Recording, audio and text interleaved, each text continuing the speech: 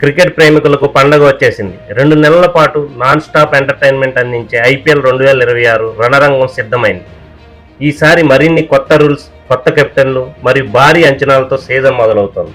తొలి మ్యాచ్లోనే defending champion ఆర్సీబీతో మన sun Risers Hyderabad తలపడబోతోంది. అసలు ఈసారి విశేషాలేంటో ఈ వీడియోలో చూద్దాం.